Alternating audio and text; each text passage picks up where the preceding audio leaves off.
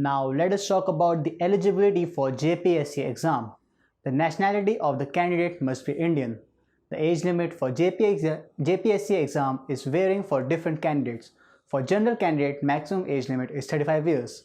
A candidate must be a degree holder from any recognized university.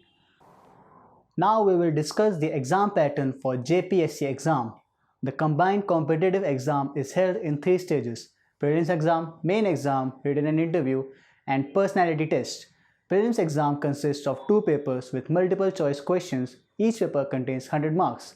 Paper 1 consists of questions on general studies, while paper 2 consists questions on general aptitude.